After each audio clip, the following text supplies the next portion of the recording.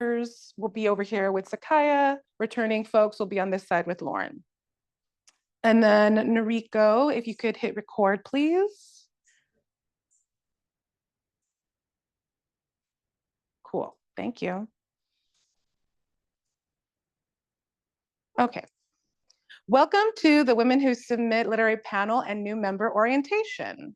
We begin with Bookseller Tips for Writers with Nikki High from Octavia's Bookshelf, Nat Eastman from Chevalier's Books, Genesis Perez from Beyond Baroque Literary Arts. Let me introduce our moderator, Viktoria Valenzuela. Viktoria Valenzuela is the associate publisher of the Chicana-powered indie press Conocimientos Press, based in San Antonio, Texas. She is a writer, an inaugural Zoe Glozia Fellow, and Macondista. Valenzuela's work is widely published and anthologized in fine anthologies such as Puro Chacanec's Writers of the 21st Century, We Are Not Your Metaphor, and Contra, Texas Poets Speak Out, as well as the forthcoming Every Place on the Map is Disabled. She is also joining us from San Antonio, where she is one of our San Antonio co-leads and has been part of the Women Who Submit family for some years now. And so here is Viktoria to get the panel started. Thank you. Thank you, Sochi. Welcome, everyone. I'm super excited to be here, and especially this particular discussion panel. I'm excited to be moderating these three amazing bookstore leaders, and I'm grateful to Women Who Submit for gathering us here today for the this Q&A. Victoria? Yes? Sorry, can you hold for a second? The sound is now not working in here. Oops. Oh, no, there it is. Okay, go ahead. Okay, so I'm grateful to Women Who Submit for gathering us here today, and I'm aiming to speak organically with you all so that we can gather tips for writers on how to go about getting our books into bookstores, indie bookstores in particular, and to the readers more specifically, right? You are the experts, and I'm very grateful to you for being here today. I'm going to go ahead and read your bios, which is here. Nat Eastman of Chevalier Books works in digital and print media. She studied English literature at UCLA, and upon graduating summa cum laude, began working at some of Los Angeles' most storied indie bookstores. A fifth-generation Angelino and first-generation college graduate, Nat had spent years in the city's literary scene, from managing Book Soup to completing a fellowship at, we say LARB or LARB's publishing workshop. Currently, she is the store manager of Chevalier's Books, LA's oldest indie bookstore. Here she buys books and zines for the shop by day and host community building workshops by night. So welcome, Nat. Thank you. Nikki High of Octavia's Bookstore is an insatiable reader, passionate traveler, and lifelong lover of stories. On the page, in the kitchen, and across the globe. Born in Chicago and raised in Pasadena and Altadena, Nikki grew up frequenting public libraries and falling headfirst into the worlds crafted by authors like her favorite Octavia Butler. She's endlessly curious about cultures, food, crafts, and craft traditions, wandering markets from Eswatini to Jaipur, and so many more. Learning from local artisans and adding to her ever-growing collection of textiles, yarns, and inspiration. A hobbyist sewer and knitter, Nikki delights in the slow magic of handmade things. Me too. Love, love, love. She shares her home and probably a few books, with her husband, Kenny, and two beloved dogs, Freddie and Davion. Deeply rooted in family and community, Nikki's work and life reflect a commitment to connection, creativity, and care. Oh yes, she owns a little bookstore you might have heard of, Octavia's Bookshelf. Welcome, Nikki. Thank you. Genesis Perez is at Beyond Baroque Literary Arts, is a queer Chicana poet and performer from Oxnard, California. They are the program and bookstore assistant at Beyond Brooks Literary Arts Center. From 2019 to 2020, they were the Youth Poet Laureate of Ventura County. They released their debut collection of poetry, Flash Photography, in 2021. Perez has performed at Pock House, Medicine for Nightmares, and the Poetry Lounge. Welcome, Genesis.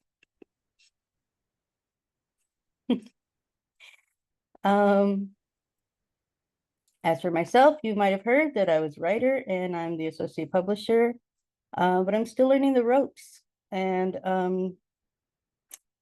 very, very glad to be with these indie booksellers. You, in my opinion, indie bookstores are the backbone of this culture, a sane and just society, because they would attempt to silence us. There is legislation in place. So my first question for all three, and we'll go Genesis, Nat, and then Nikki in that order, if we could all three answer. Let's first talk a little bit about how your bookstore is different from chain bookstores in terms of how do you acquire books. And Genesis first, please. Hi. So we are quite a bit different from chain bookstores because our collection is very curated. Beyond Baroque is very poetry centric. We love experimental texts. We love chapbooks. We love zines. We love stuff that's a little bit different, maybe a little bit more literary, a little bit strange.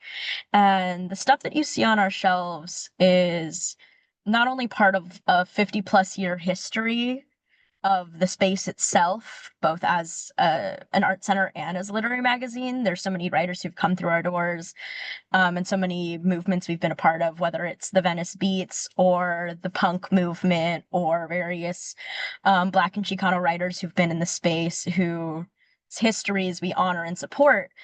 But because we are an arts space and we have readings and performances and panels every weekend, a lot of the books that are on our shelves connect back to our programming and things that are currently happening. So most of the time when I'm ordering and acquiring books, it's either stuff that connects to that 50+ year literary history or stuff that's currently happening in the space.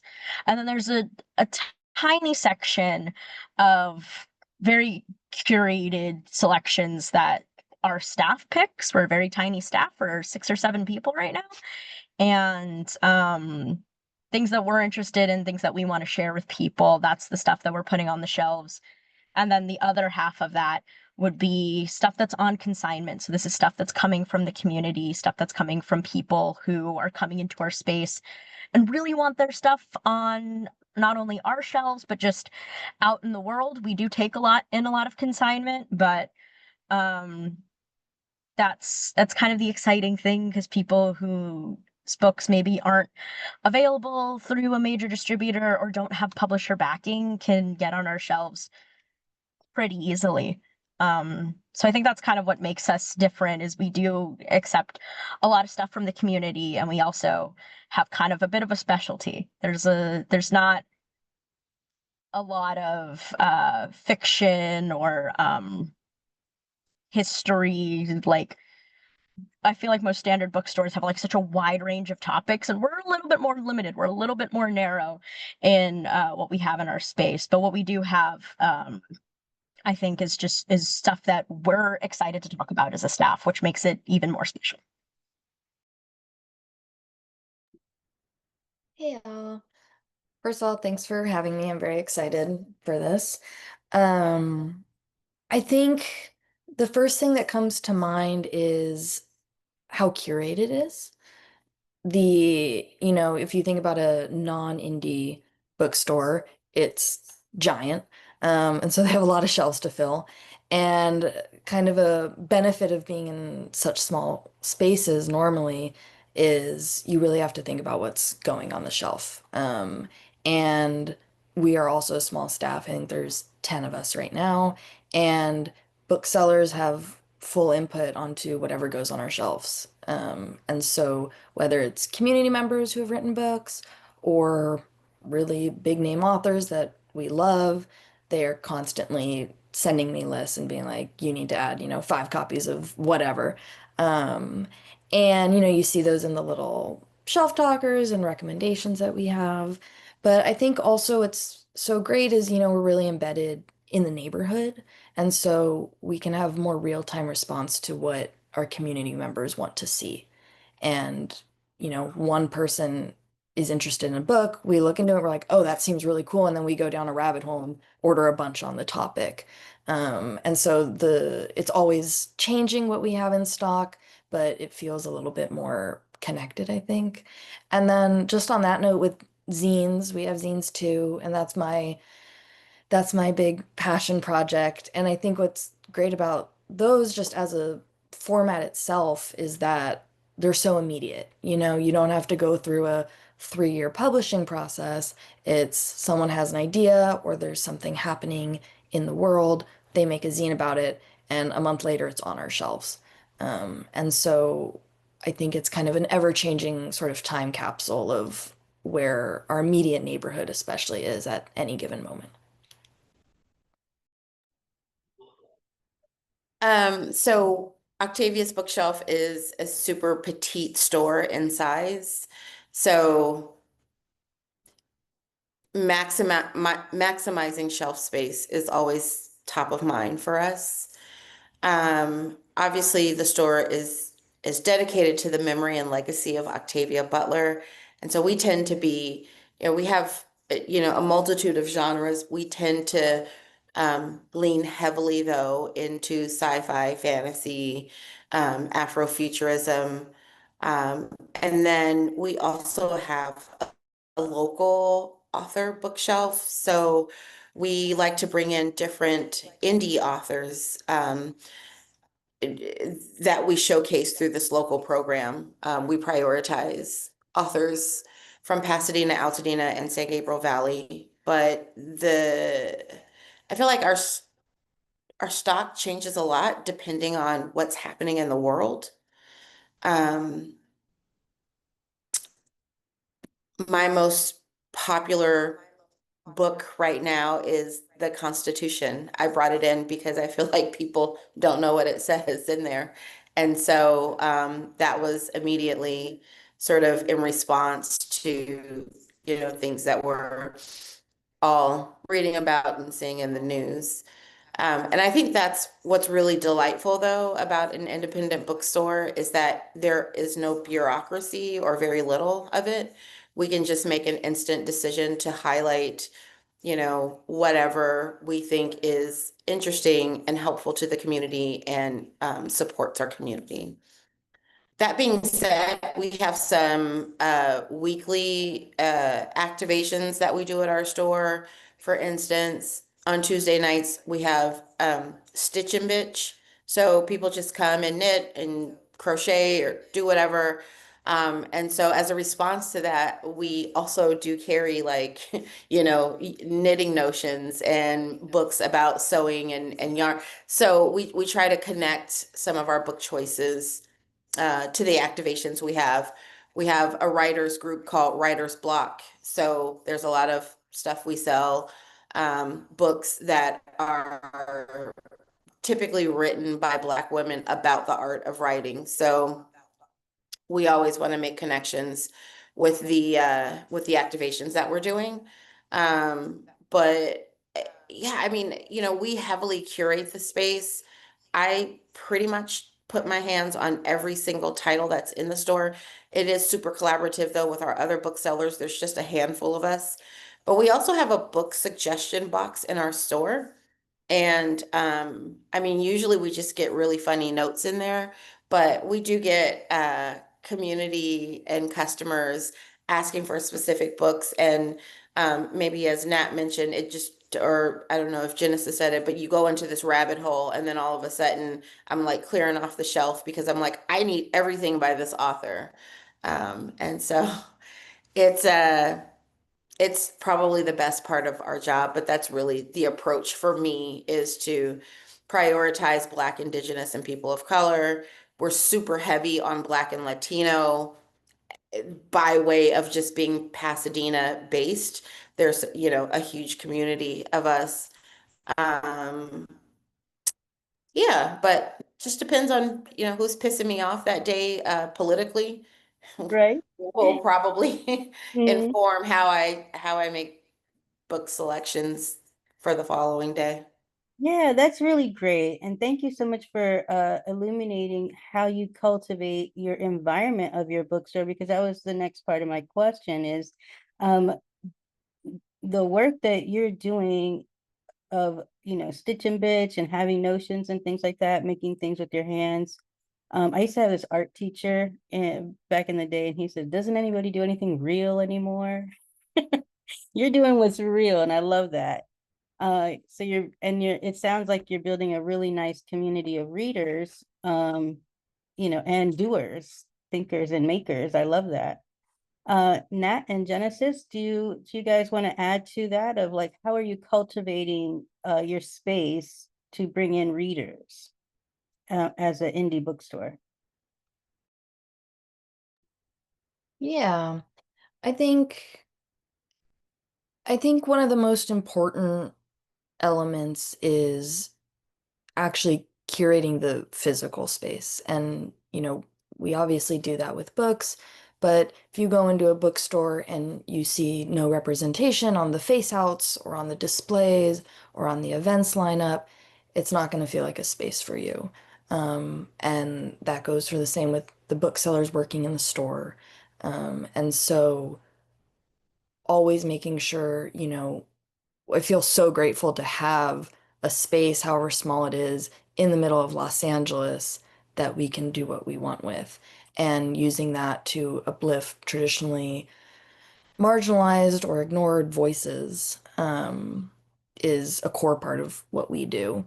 And, you know, right now we're really kind of revamping our events program. And that's been a big internal conversation of it's it can be kind of a self-perpetuating thing, I think, in the literary world where, you know, historically white authors, straight female authors, whatever, get published and then they have a name for themselves and so bookstores are going after them and then there's so many burgeoning authors who just were locked out of that system from the beginning and it's so hard to break through. And so it's really important to us that, you know, our events, sometimes they don't have to make money. Sometimes it's more important about the values that we're representing and holding those.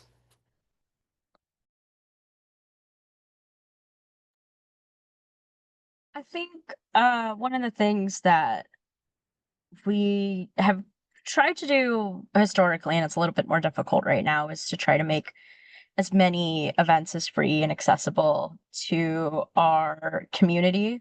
We do currently run on most of our events are paid. However, we do have it in the bylines that no one will be turned away for lack of funds. And we really do try to encourage people to step out of their comfort zone and come to a poetry reading or come to a zine workshop or just come and watch some poetry films being screened. We offer a huge variety of different types of events. And so we really do try to engage as many people and try to make it as accessible as possible. Another great thing about our space is that our stuff is almost entirely archived for free on YouTube.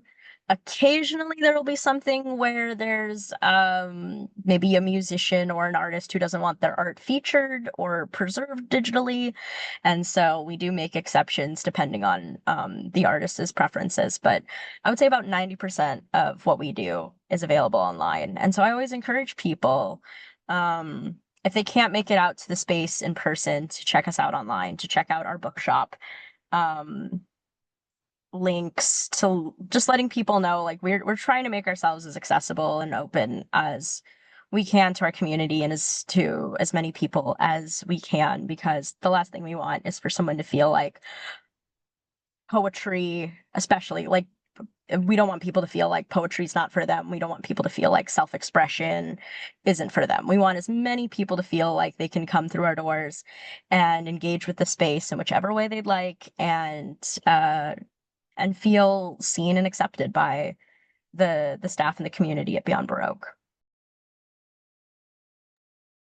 That's really great. That was actually part of my next question is social media. Like, how are you building readership for authors in particular through social media? Like bringing them into the store, sure, having events, sure, but like how are you curating those events? And since this is, for writers, tips for writers, would it, how appropriate or how open to the way that you work are you to writers approaching you or cold calling you about hosting events and social media interactions?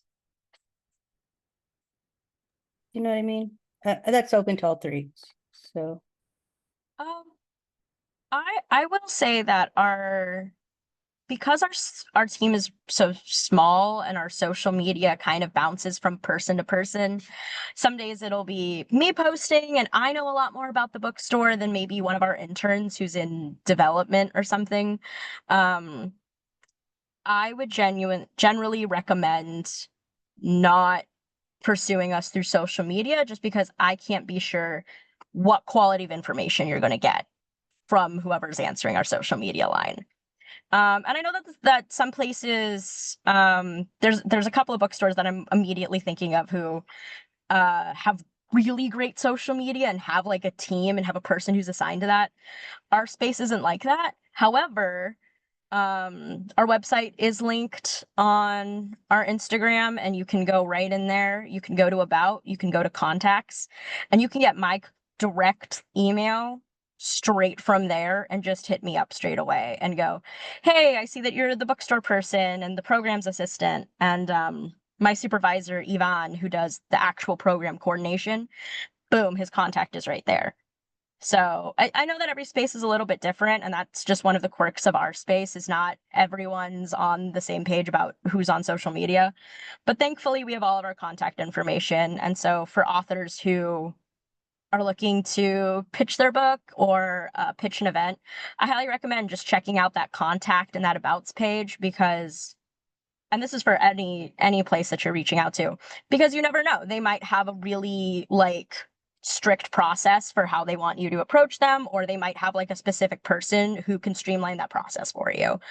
I make it a priority anytime someone reaches out to me about an event. If I can't give them an answer, I bump it up to Yvonne immediately, and he's able to give much better information than I am. And I try to encourage any of our interns or volunteers or new people in the space, the same thing. I'm like, just bump that up immediately, because the last thing we want is someone to feel like their event fell through the cracks. We want to give them the best information. And for us, the best way to do that is to reach out to us directly.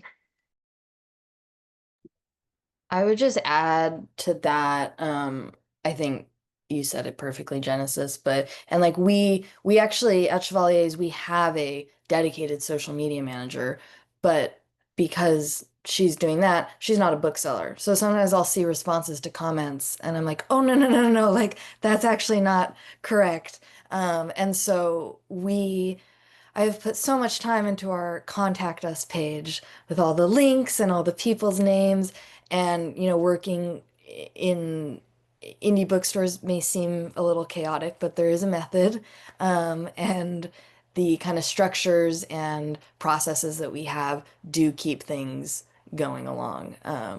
And yeah, use the forms, and I don't know if it needs to be said, but just read the whole page. Sometimes it'll be like, if you don't hear from us in 2 weeks, that means we can't do the event or whatever. And then we get a response every 3 days, or a follow-up every 3 days that's like, hey, just checking in. Hey, just checking in. And, we're all writers, and hopefully readers as well. And that just makes our day when someone just takes that extra second on their end to follow the processes that are set up. Um, being a woman of a certain age, social media is not intuitive to me. And so my social media is a bit clumsy, but I'm doing my best. Um, so I actually have a note on the profile that says no DMs because it would be just too much for me to manage. So we say no DMs, emails only, and that is the very best place to introduce yourself, you know, a little bit about your book or the event you're wanting to host, information specific to, you know, wholesale rates, like as much information as possible. And the way we handle it at the store is twice a month we take a look at all the submissions. And we go through them to see, you know, what we have room for. Um, that's the other sort of challenge when you have such a small staff, is just having the stamina to run multiple events throughout the week. Um, and we want to give our very best and our all to those events. So we're looking at our current calendar. We're looking for a variety. We're looking to balance sort of traditionally published authors with indie authors. That's really important to me at my store. Um, but yeah, I think the best way to start that conversation is via email. Thank you. Very good. And to add to that, I'm curious, what is the best approach that you've seen from a writer that you hadn't met yet, when they approach you about carrying their books?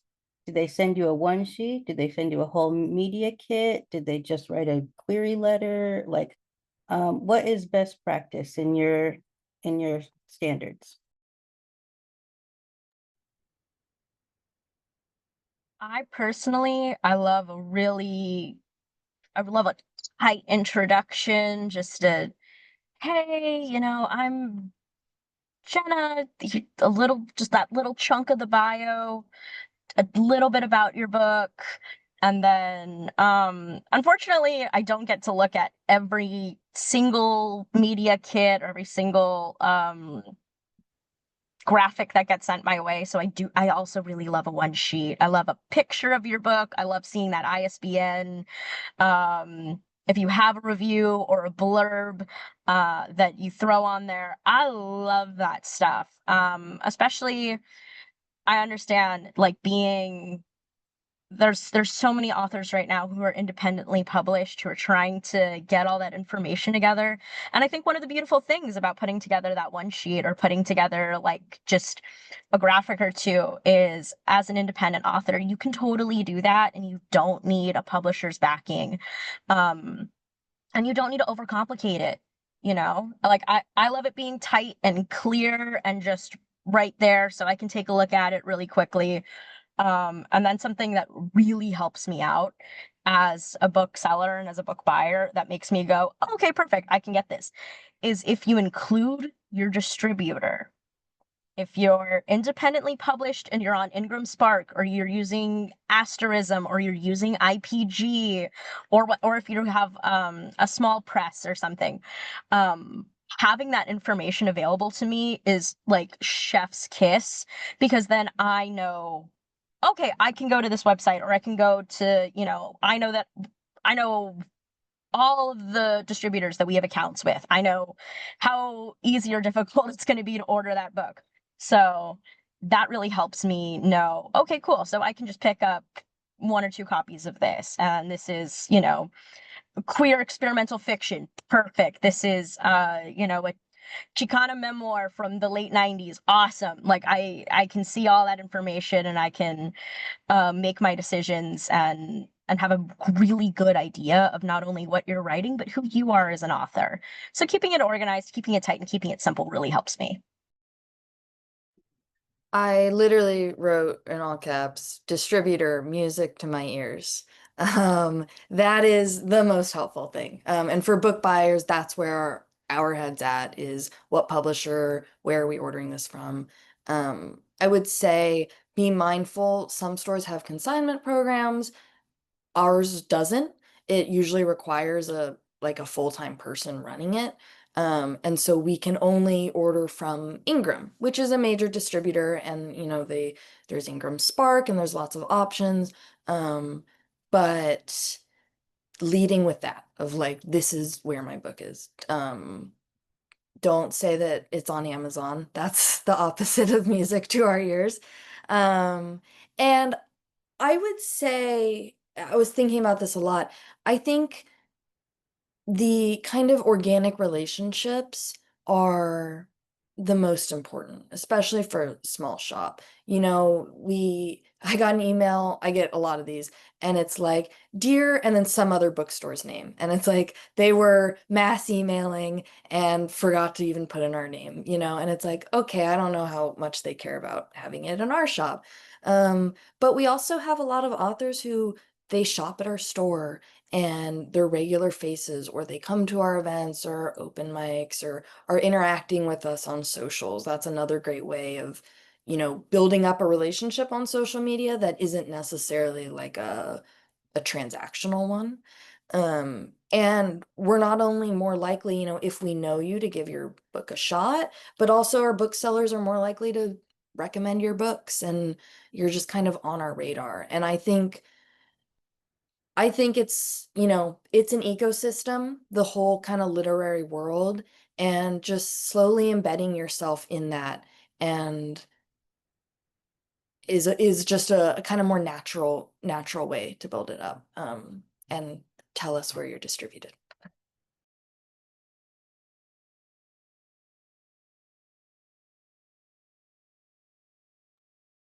Nikki, did you catch the question?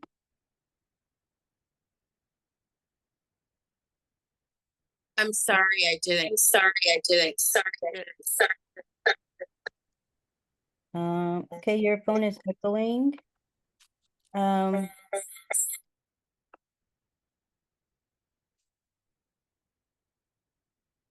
still see you on, I guess, your laptop. Oh, no, it's frozen.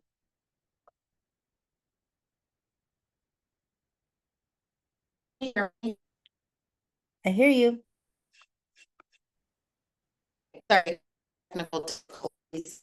All of Oh, this. I No, it's in and out. It's choppy. I'm sorry. hold.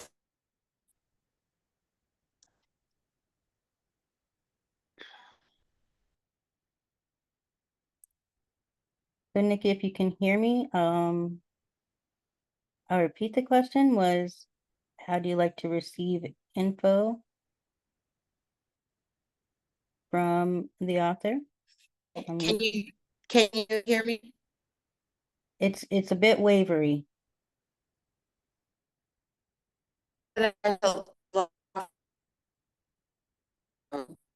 Mm-mm.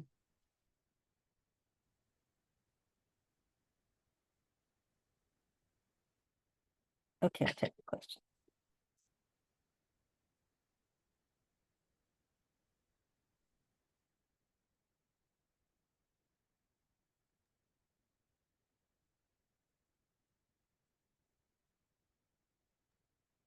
Nikki, sometimes it helps to turn off your camera. That helps with the connection. If you want to try that.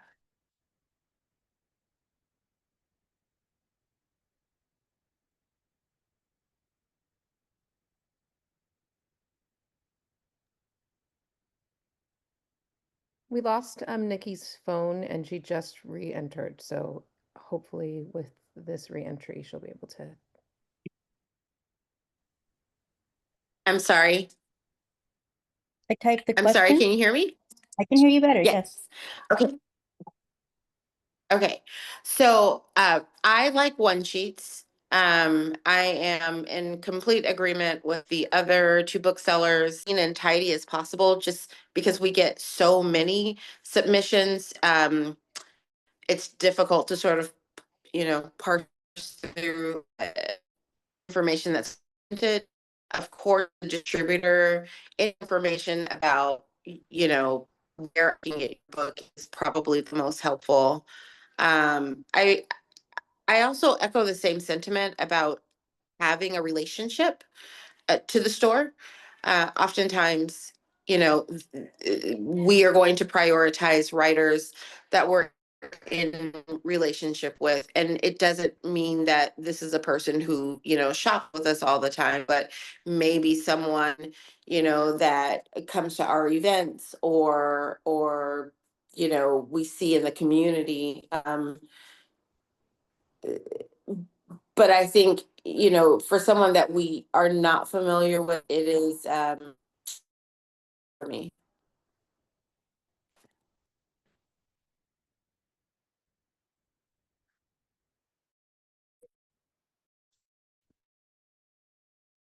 Are you there, Nikki?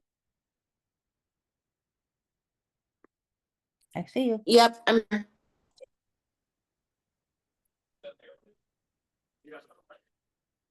okay. And you can still hear me? I can hear you. I see you. You see me and you hear me. Did you hear what I said about the one sheet? That you love the one sheet and something else. I got Attending distracted. events and connections. Just having a connection or relationship with the store. Yes. In some way. It doesn't mean that you have to always be in our store spending money. It's nothing like that. Just somebody that, we're in relationship with within the community, or interacting with us, maybe on Patreon or Instagram or what have you. Right. So that's why I was talking about like the social media connection. Those out here outside of the book selling world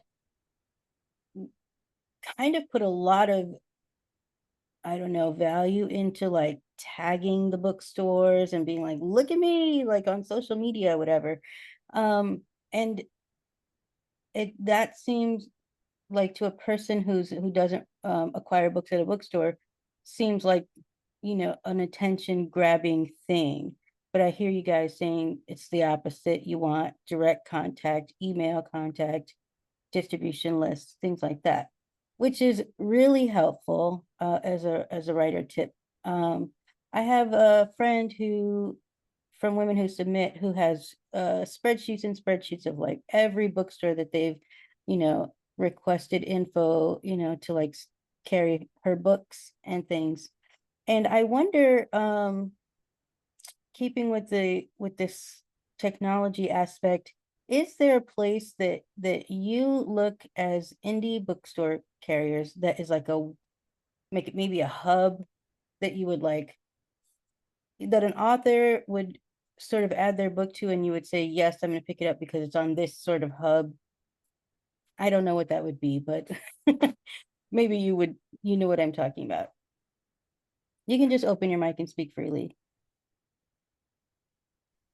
I mean, I feel like those For hubs. Oh, Go ahead. Go ahead. I was just gonna say, I feel like for those hubs really favor traditionally published authors. Right.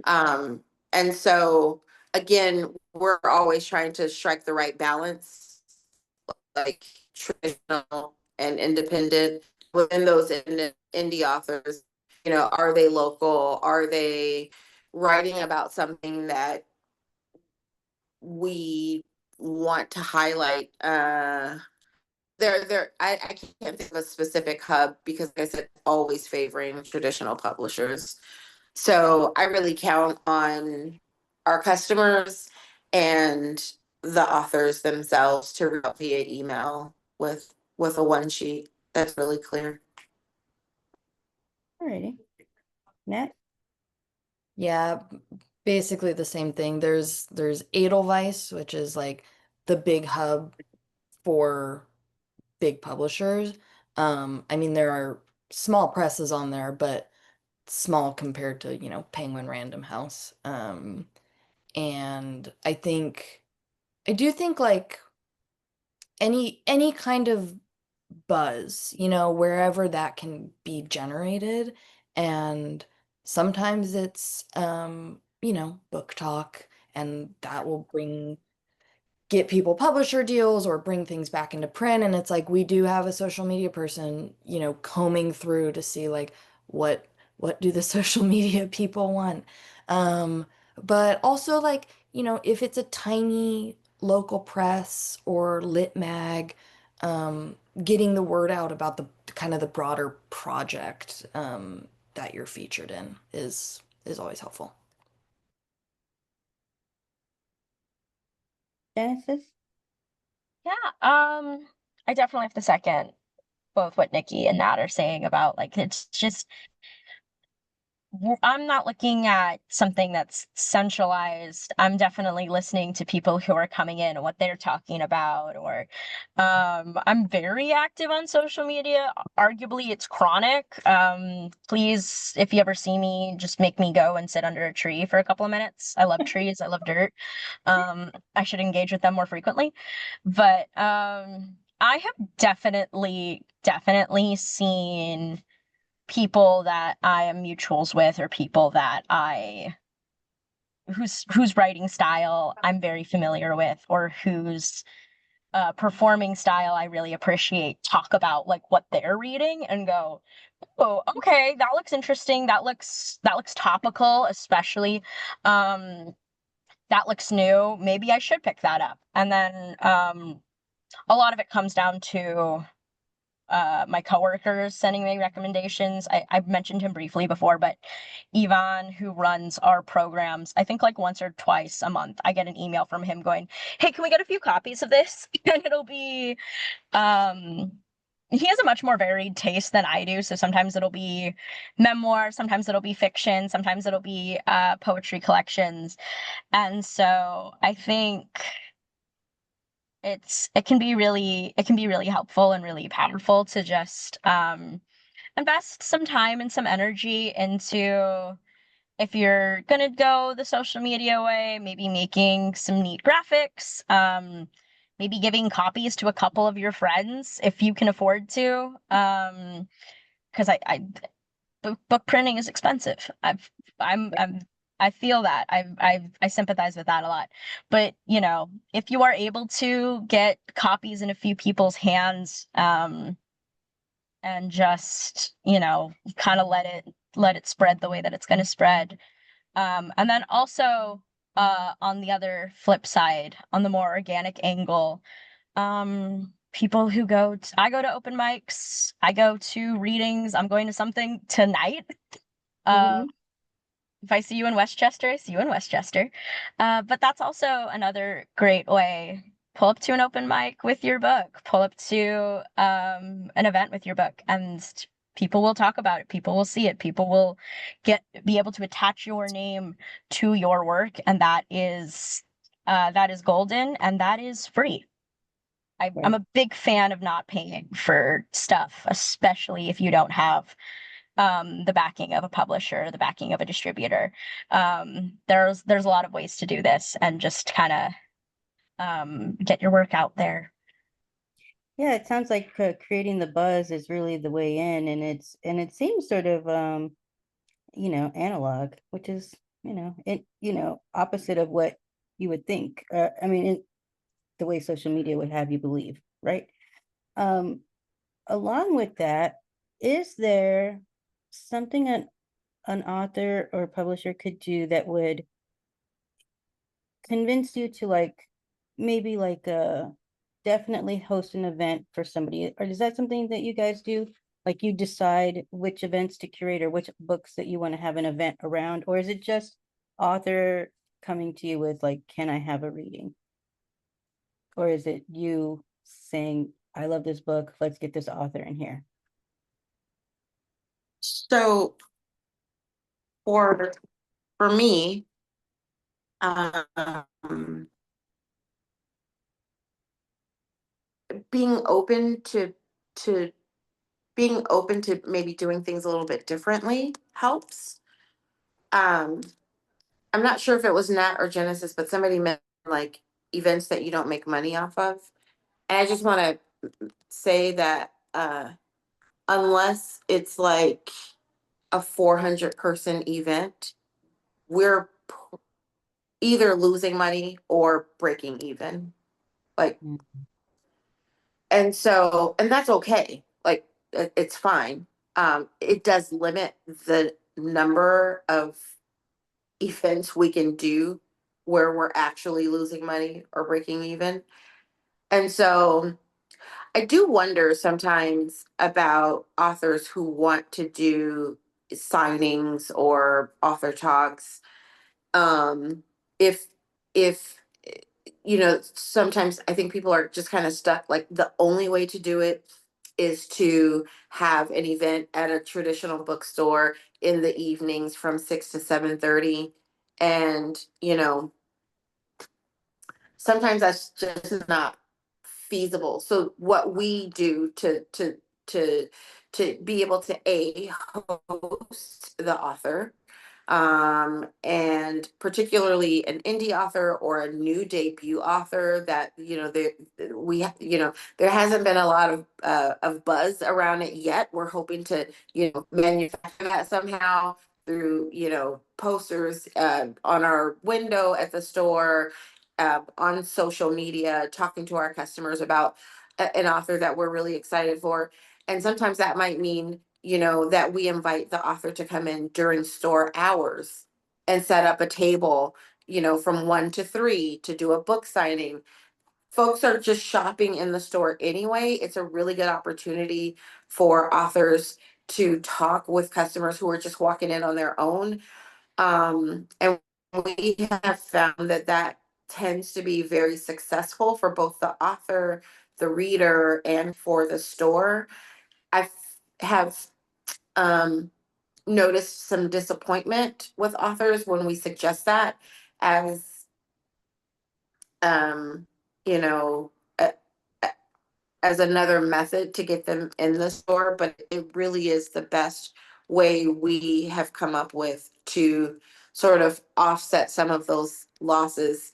Because, in the book selling business, like the profit margins are razor thin, and and s- and so we have to be very, very strategic, but we also have a duty to our community and to these wonderful writers who deserve to be showcased. So we're always just trying to figure out the right way to do that. So I would say, being open to maybe doing something differently. Maybe that's us going on Instagram live at 6 o'clock to talk about your book. Or maybe, during Stitch and Bitch, like, hey, the girls are here anyway. You have a built-in audience. Come on Tuesday night, like sit at the table and knit with us and talk about your book. That has been successful. We have also done panels.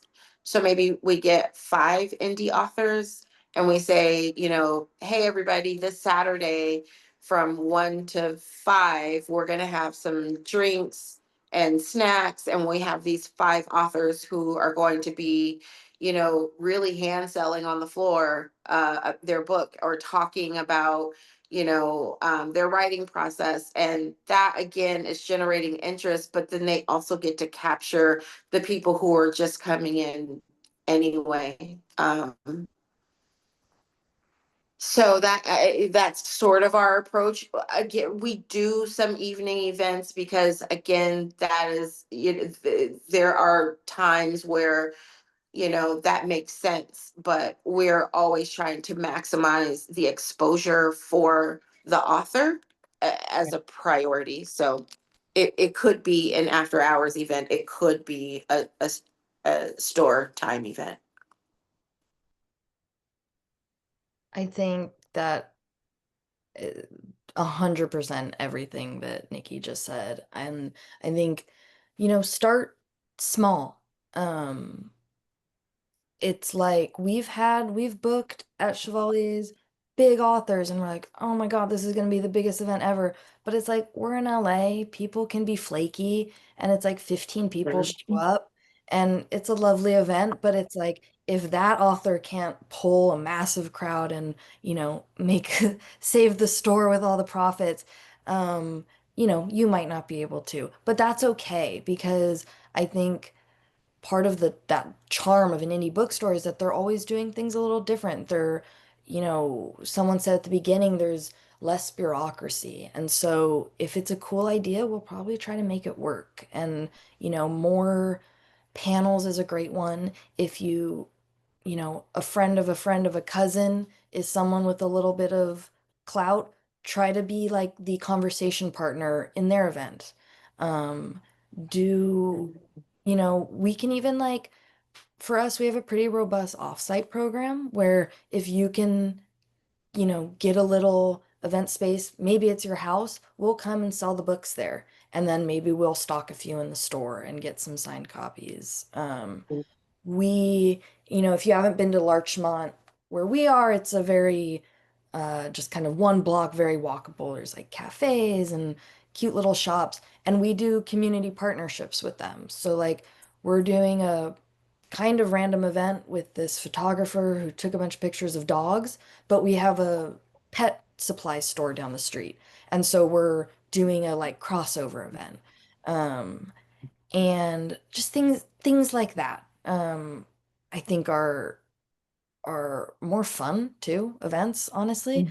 um, and you know, we just keep in mind that like events programs, yeah, we're usually losing money.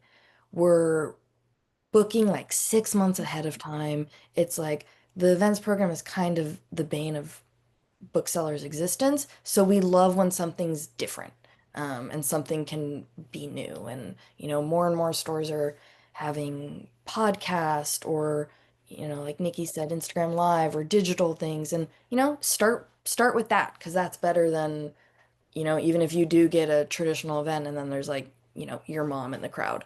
Um, it's more fun to have a kind of off kilter but really successful thing.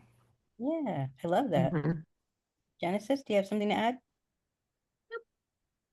I I love everything that Nikki and Nat said. Beyond Baroque is a little bit different in the sense that both because of the way that our space is set up and then also just like the way that we normally do events. I briefly mentioned everything's on YouTube. Feel free to, if you're interested in doing an event with us, just hop on one or two of those videos and take a look at how things go, because I can guarantee you we have 100 videos on there and a lot of them are kind of the same format. And so for us, we have a pretty standard process. You send in a proposal, the team looks at it, we try to find a way to fit you into the calendar. And we have a theater that at max fits about 90, but normally fits anywhere from like 60 to 50 comfortably. And so we have a nice theater space. You get the recording, we make graphics, we handle the Eventbrite. We do all of that. The important thing for us, especially if we're working with someone who's maybe a debut author or maybe independently published, is that you are doing your part by promoting your event to your audience. We have an audience, we have almost 10,000 followers. We, you know, that we are pushing stuff out to. We also have an emailing list that everyone on that emailing list is getting emails about what's going on. We have a member list. Our members are getting updates on what events are happening. We are already pushing to our audience, and if our audience doesn't already know you, there might be a disconnect between how many people are seeing your post or seeing your stuff on our side and are actually planning on attending. But if you are planning an event with us, and I firmly believe this about any space, if you're planning an event, you got to promote it to the people that you know and that you know are going to support you or going to want to support you. We host book launches, we host readings, we host screenings, we host conversations. I love that Nat brought that up because one of the things that we love when we get a proposal is something that's already curated, that's already strong. Hey, my name's Genesis. I'm a Chicana writer. I'm self-publishing a book of poems about my experience. I've got 3 other amazing Chicana writers. We're all going to read a little bit of poetry or a little bit of memoir and then have a conversation after. If you hit us up with something like that, we are so excited to see your community and the people that you are excited to bring into the fold. It is really, really, really hard to sell and market an event with just one writer on the bill, especially a debut writer, especially an independent published author. And on the flip side, we are really great about making graphics. We collect all of the information. Please check out our website if you want examples. But we do all of that, and we don't charge y'all at all to have that stuff available to you. But once you get that stuff from us, please, please, please share it, spread it, tag us, add us as collaborators to your post, make reels, do all of the things. It really helps us out to see authors also pushing events, because then it feels more like a working relationship and like everyone is putting in 110% to make this as successful as possible. Perfect. I love that. And especially the whole podcast conversation panel thing. I love that. Here we are. I had one more question for Nat, and then we do have a few questions in the chat.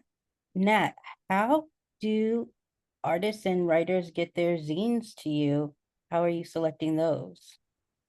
Just send them to me. I love the zines. I think a lot of zine programs are just like some person who's just kind of checking their emails. That's how ours is. I'll have all these important emails and I'll get a zine request and that goes to the top of my to-do list.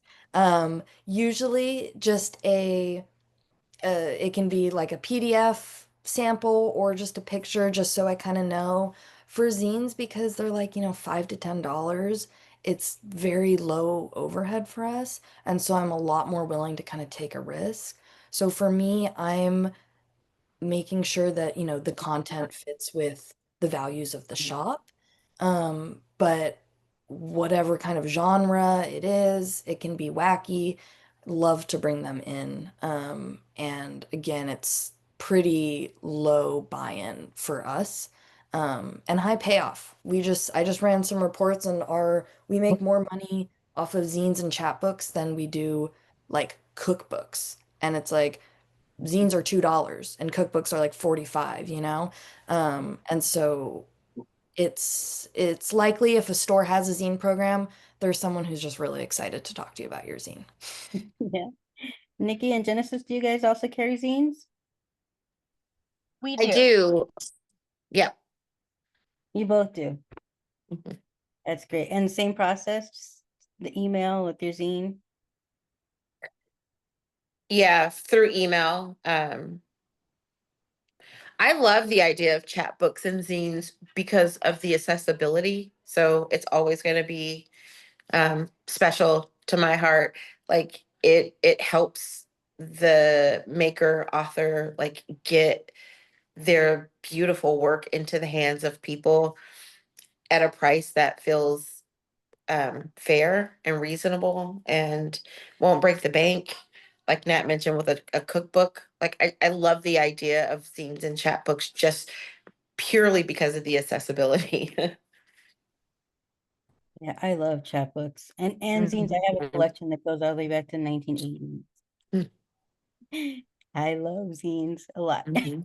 And I would just say too, like for any of the writers here, if you're like, what the heck's a zine? Or like I just have like, a full book, it's like put a couple of your poems into a small form zine or take, one short story from your collection, put in a zine, and that's another way to, build an organic relationship because it's like, oh yeah, we carry your zine. Mm. Sure, we'll carry your book, Yeah. Oh, thank you. That's a great suggestion. Nikki, congratulations on being the keynote speaker for upcoming Seeds of Change Summit 2025. Woo! I love that. Thank you. If anything involves like dogs or kids, it's my kryptonite. I can't say no. So I'm Yeah. excited to speak to these kids. We need you because these children they don't know about freedom like we know about freedom. We've my political soapbox, we're losing too much in just 7 short Yeah. months. We've lost too much. They have So fewer freedoms than we did, and that's the first time this has happened in generations. So weird. So I really applaud you bookstores for keeping freedom free with free press, unbanned books, and your placement of voices that would normally or in their regime be marginalized or ignored or erased or eradicated. So you're doing the work of the work, and I appreciate you. As for our questions you. in the chat,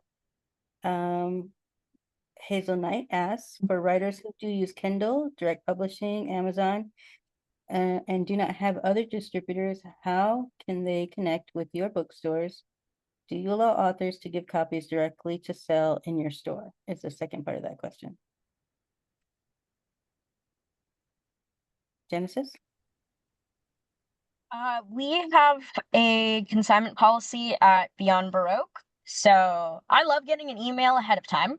However, we do occasionally have people just come into the bookstore and go, "Hi, I'm an independent author. I have a couple of copies of my book, and I can get them set up with the paperwork and have their books on sale within 30 minutes."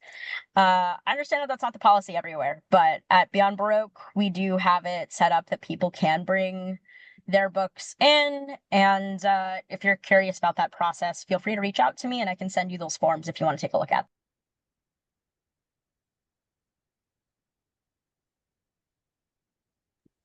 We don't have a consignment program, so we only order from distributors or direct from publishers.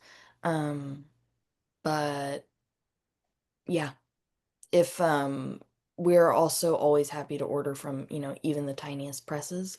And I think every bookstore kind of has a wildly different program. So just, yeah, familiarize yourself before you send an email because you'll probably save yourself time if, the store doesn't even do what you're trying to do.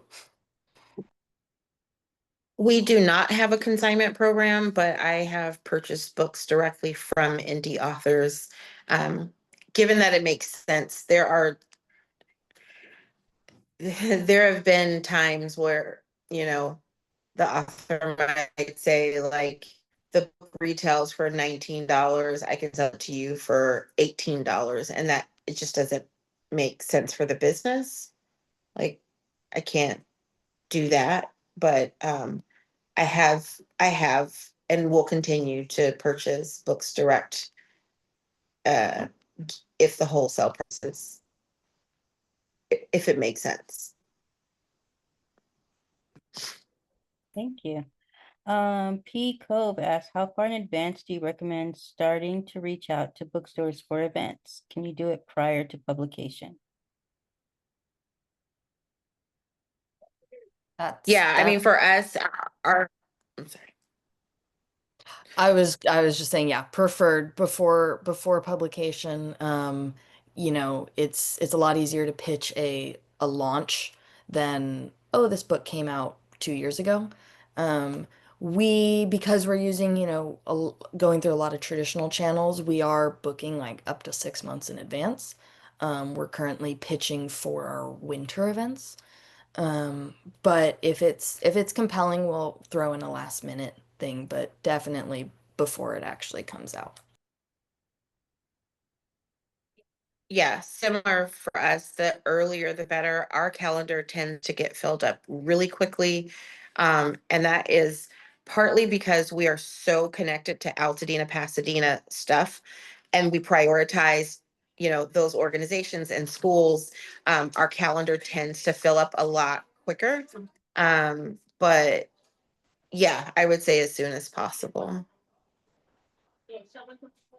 Very good. And Can I ask a question from the audience? yes, that was the next one. Okay. I think you can see us. We have about like 20 people in the room, which is very exciting. And Louis? Hi, it's Louise. Thank you.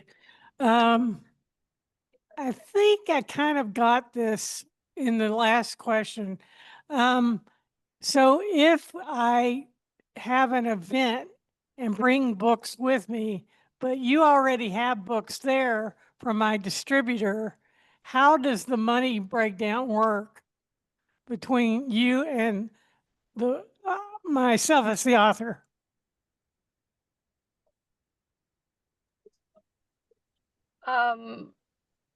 This has happened a handful of times at Beyond Baroque. So just speaking from my personal experience, it might be a little bit different everywhere else. And I think it's important to ask the space ahead of time what they would prefer or how their process works. But normally for us, if we're having a book launch, let's say we order 10 to 12 copies, it is kind of our priority to sell the books that we have already put money into first. We want to make sure that we sell those books so we can make the money back, so we can be in the clear for what we've already purchased. So if we've bought 12 books and we sell half and we still have 6 left, then we don't really have anything to do with author books. But if we ordered 10 and all of a sudden we're like, wow, this is flying off the shelves, we under ordered, then normally what we would do at Beyond Baroque is we would get a consignment sheet going, and then we would do the standard split that we have in our paperwork. I cannot emphasize enough how important it is to check with a space ahead of time about whether or not they have ordered your books and how many they have ordered, because it can get kind of messy, especially if I think I ordered 8 books and then at the end of the night I have 30, and I want to make sure as a bookseller that any author copies that are unsold or that I don't need get returned to you as an author, because printing books is expensive. And if you're going to be doing an events and you're going to be pitching your book places and you're going to be doing consignment, I want to make sure that you get your books back to you to save you your costs, to make sure that I'm not sitting on $200 worth of books for you, because them sitting on my shelves isn't going to be worth it when you as an author are doing events and pitching your book and selling your book. I want to make sure your author copies get back to you so you can get that money and that support and that social media buzz, all those things that we've been talking about all day. I want your books to be in your hands at the end of an event, because I want you to be able to use them to your advantage at every opportunity. And that's why I feel like sometimes people don't quite understand where I'm like, no, please take your copies home. Please, please, please. Because printing books is expensive and I really don't want you losing out any costs on an event because you're leaving stuff with me.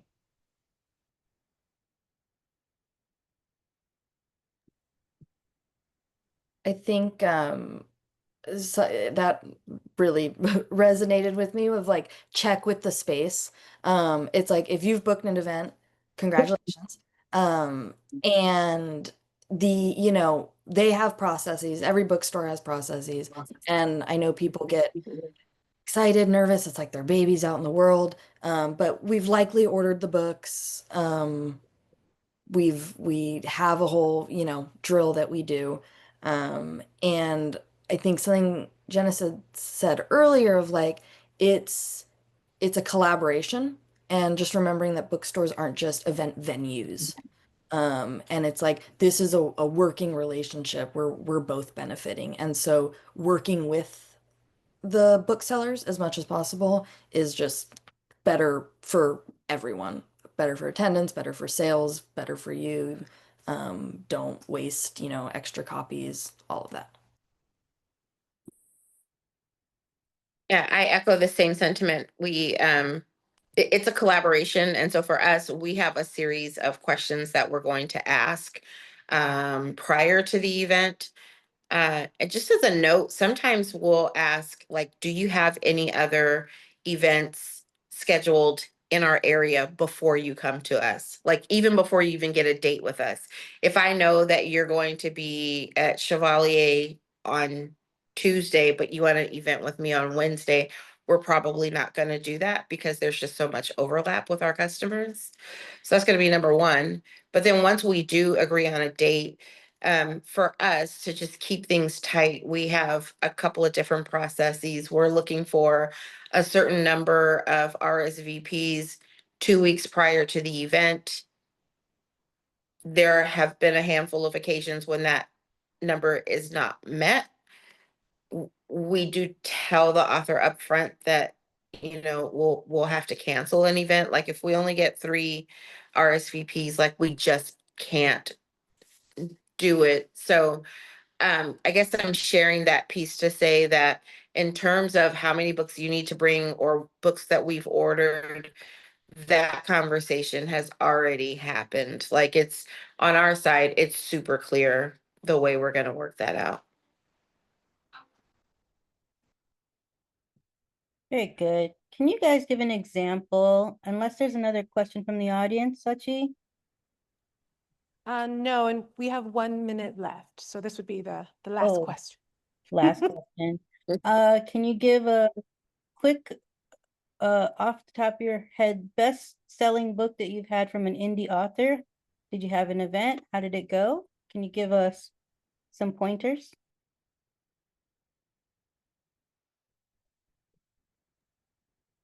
I am connected with a group of Black women romance writers, independent, indie Black women romance writers. They have a festival every single year. And it usually happens in September. It's called Love and Books. And it's a 3-day celebration. They have like different meeting halls and they have a banquet. But the first night of the event, I do a welcome night where I welcome these women in the store, but I have already like gotten a ton of their books. And then I hit hard on social media, our email list, the writers and their, audience. They're pushing it to their audience, and we just stay open late. We turn the music up loud. We have their books, on the table, and we laugh and dance, and people buy the books. And so that is my most successful indie. But it's like it's not just one book, it's like this whole event, and it's a great way for them to kick off their conference, their 2 or 3 day conference. And I think it's really amazing when customers get to talk to authors when they're feeling good. Like we've liquored them up a lot, and everybody has some snacks, they're feeling good. It's just a fun time. One thing we've just started doing, again, a bunch of authors working together, we have been doing our poetry open mic uh, every month for a few years now. And we got to the point where we were like, let's make a zine of poetry mic contributions. And so then everyone submits it, we put it together in a zine, and then before every open night, everyone helps like assemble it, and then we sell it in the shop, and we have, you know, free copies for the contributor, and we make it just a party. Yeah, and that's always lovely to see because they are actually unpublished except through our zine. And so it's really a really fun time for everyone. I don't have a great example off of the top of my head, but I have to say it's always a great vibe when people invite other authors or their colleagues to be a part of a reading or part of a panel with them, and they really select people who are not only talented and people that they admire and people whose work that they enjoy, but are also just people who bring good energy to the space. When the energy is good, people want to hang out in the bookstore longer. People want to talk to the authors after. And so I think I've seen dozens of readings where people just invite really positive, wonderful people to be around them. And that makes a world of difference. Don't invite someone because you think that they have a ton of followers or because their book is traditionally published. Invite people that you're going to have fun with. Invite people who make you smile, who make you happy, who have good energy, because no matter how the event goes, if 1,000 people show up or only 10 people show up, I just on Matt's comment, that's amazing. But yeah, no, just like just invite people who are going to bring a good energy and people who are going to bring a good vibe, and that will make a world of difference to the booksellers. That'll make a world of difference to the audience, and that'll make a world of difference to you.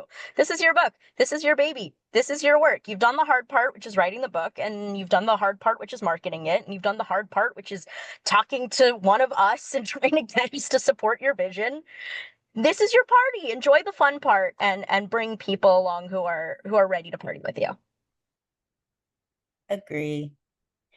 Thank you so much, Genesis, Nat, and Nikki, for this talk, for these awesome tips.